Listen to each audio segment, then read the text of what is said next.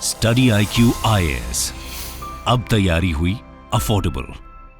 दोस्तों, किसी भी देश की इकोनॉमी की डेवलपमेंट में एक एफिशिएंट ट्रांसपोर्ट सेक्टर का इंपॉर्टेंट रोल होता है। वहीं इंडिया जैसी लार्ज कंट्री में कॉम्पिटिटिव बिजनेस एनवायरनमेंट को इनकरेज करने के लिए एक एफिशिएंट ट्रांसपोर्ट का होना काफी अहम हो जाता है। आजादी से पहले नॉर्दर्न और ईस्टर्न इंडिया में रिवर्स एक इंपॉर्टेंट मीन्स ऑफ ट्रांसपोर्ट हुआ करती थी, लेकिन ट्रेड पर्पस के लिए गंगा वाटरवेज का इस्तेमाल सबसे ज्यादा किया जाता था। लेकिन रेलवेज के आने के साथ वाटरवेज पर फोकस लगातार कम होता गया। आलम यह था कि रिवर के थ्रू ट्रांसपोर्ट चीप होने के बावजूद भारत में रिवर रूट से फ्रेट यानी माल ढुलाई 1% से भी कम होती थी।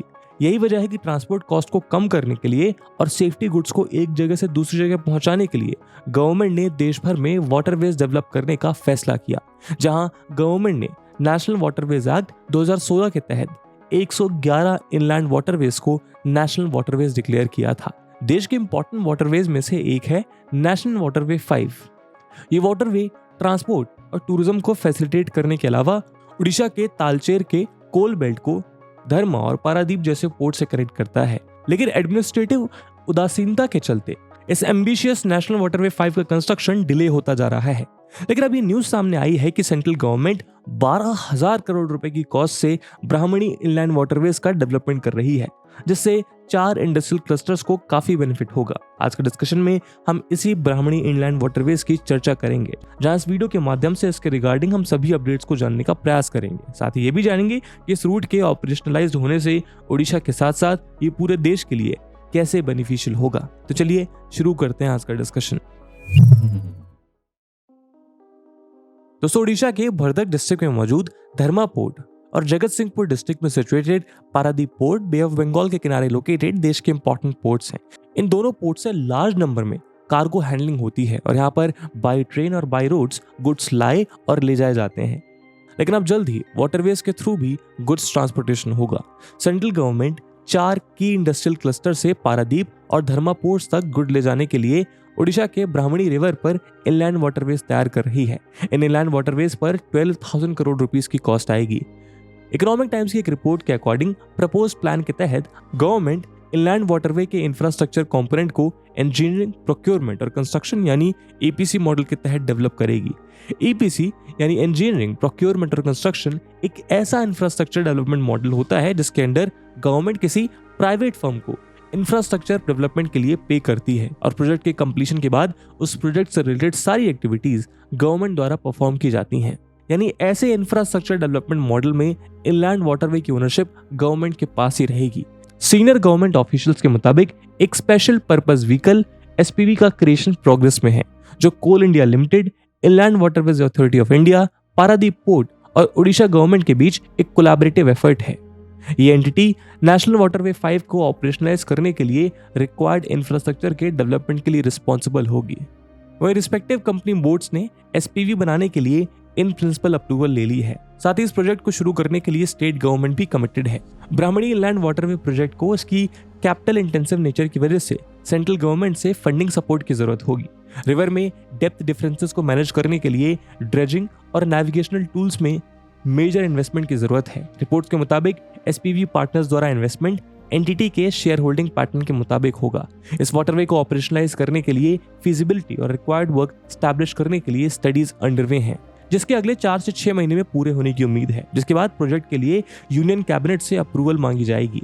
ब्राह्मणी इनलैंड वाटरवे प्रोजेक्ट के कंप्लीशन पर टर्मिनल और वेसल का ऑपरेशंस पब्लिक प्राइवेट पार्टनरशिप यानी PPP मॉडल पर किए जाएंगे। वहीं ऐसी रिपोर्ट भी सामने आई है कि JSW ग्रुप और अडानी ग्रुप ने टर्मिनल और वेसल के ऑपरेशंस को लेकर अपना इंटरेस्ट शो किया है। दोस्तों, UPSC की तैयारी करने के लिए आपको बहुत सारे ऑनलाइन बैचेस मिलेंगे, पर आखिरकार क्यों स्टडी IQ का UPSC prelims to interview live batch उसमें से बेस्ट है। दोस्तों, इन बैचेस में आपको 1000+ आवर्स का लाइव कंटेंट डिलीवर किया जाएगा। आपकी तैयारी को पिन पॉइंट फोकस रखने के लिए क्रिस्प नोट्स दिए जाएंगे। किसी भी समय आपके डाउट्स को क्लियर करने के लिए 1-to-1 मेंटोरशिप का फीचर भी आपके पास रहेगा।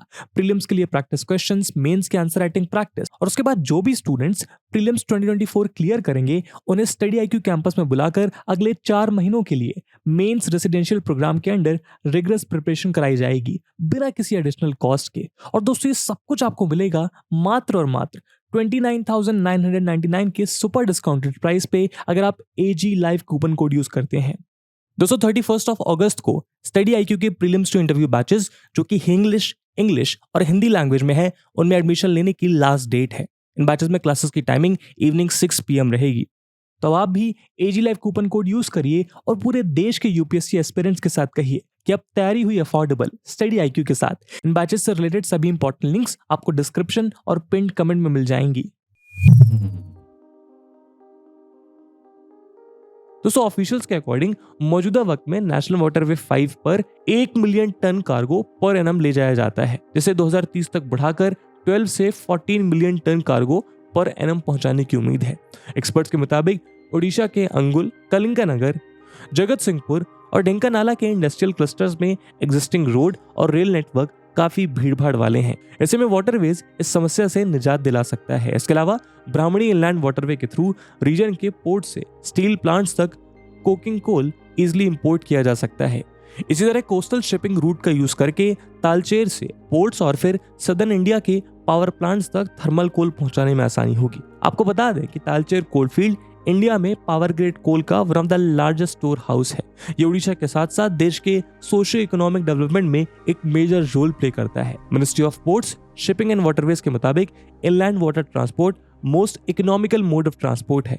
स्पेशली बल्क कार्गो हैंडलिंग की वजह से इसकी एफिशिएंसी काफी ज्यादा है। वहीं आंकड़ों के मुताबिक 2022-23 में वाटरवेज का यूज करके इंडिया में 96.31 मिलियन टन कार्गो को ट्रांसपोर्ट किया गया है, जबकि इससे पहले फाइनेंशियल ईयर यानी 2021-22 में यह आंकड़ा 83.61 मिलियन टन था। मैरीटाइम इंडिया विजन 2030 के तहत नेशनल वाटरवेज पर कार्गो मूवमेंट 2030 तक 200 मिलियन टन तक पहुंचने का टारगेट है। तो आज हमारी रोड्स और रेलवेज पर कंटिन्यूअसली प्रेशर बढ़ रहा है। रोड्स पर number of vehicles continuously increase हो रहे हैं, इस वजह से ट्रैफिक जैम्स और एक्सीडेंट्स देखने को मिलते हैं और इन एक्सीडेंट की वजह से हर साल करीब 75,000 करोड़ का नुकसान होता है। वही आंकड़े बताते हैं कि एक ट्रक एवरेज डेली 200 किलोमीटर से ज्यादा नहीं चल पाता। दूसरी तरफ हमारे रेल ट्रांसपोर्ट पर भी काफी दबाव है। मेजर हाई डेंसिटी वाले 7 मेजर रेल रूट्स यानी दिल्ली हावड़ा, दिल्ली मुंबई, मुंबई हावड़ा, हावड़ा चेन्नई, मुंबई चेन्नई, दिल्ली गुवाहाटी और दिल्ली चेन्नई की आधे से ज्यादा रेल सेक्शन की कैपेसिटी यूटिलाइजेशन 100% से ज्यादा है। इन रूट्स पर ही सबसे ज्यादा पैसेंजर और गुड्स ट्रांसपोर्टेशन होता है। ऐसे में वाटरवेज बेटर ऑप्शन हो सकता है। वाटरवेज एनवायरमेंट प्रोटेक्शन के लिए भी अच्छे हैं और मनी भी सेव करते हैं। वाटरवेज की ओपनिंग कॉस्ट रोडवेज के कंपैरिजन में 2.5 टाइम्स लेस और रेलवेज की तुलना में 1/3 कम है। यही वजह है कि चाइना और US समेत कई यूरोपियन कंट्रीज ने जैसे जैसे विकास की ओर कदम बढ़ाए वैसे वैसे वो अपने वाटरवेज का ज्यादा यूज करने लगे। इतना ही नहीं, यूरोप की कई कंट्रीज इसी मीन से आपस में स्ट्रांगली कनेक्टेड हैं और उन्होंने वाटरवेज को अपनी इकोनॉमी का इंपॉर्टेंट पिलर बना लिया है। ऐसे में भारत की नई लॉजिस्टिक्स पॉलिसी और गति शक्ति प्लान का आगाज अभूतपूर्व रणनीति के साथ किया गया है। इनके तहत वाटर ट्रांसपोर्ट डेवलपमेंट से लॉजिस्टिक कॉस्ट के बर्डन को रिड्यूस किया जा सकता है।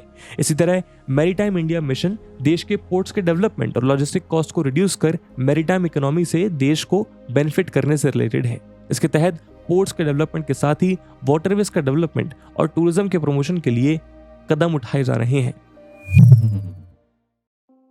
दोस्तों गवर्नमेंट का एम देश में इनलैंड वाटर ट्रांसपोर्ट को एक इकोनॉमिकल, एनवायरमेंट फ्रेंडली और रेल एंड रोड ट्रांसपोर्ट के कॉम्प्लीमेंट्री मोड के रूप में प्रमोट करना है। नेशनल वाटरवेज के डेवलपमेंट से वाटरवेज के साथ भीतरी इलाकों के इंडस्ट्रियल डेवलपमेंट को बढ़ावा मिलने की उम्मीद है। वहीं ब्राह्मणी इनलैंड वाटरवेज इस डायरेक्शन में एक मेजर माइलस्टोन साबित होगा। इन वाटरवेज के effective commercial use, cheap water transport और टूरिज्म डेवलपमेंट के नए अध्याय लिखे जाएंगे। और इसी उम्मीद के साथ आज के वीडियो को दोस्तों में यहीं विराम देते हैं। आई होप आपको वीडियो पसंद आई होगी और अगर पसंद आई है तो अपने दोस्तों के साथ शेयर करना मत भूलिएगा। मिलते हैं अगले वीडियो में, तब तक के लिए जय हिंद, जय भारत। स्टडी IQ IAS, अब तैयारी हुई अफोर्डेबल।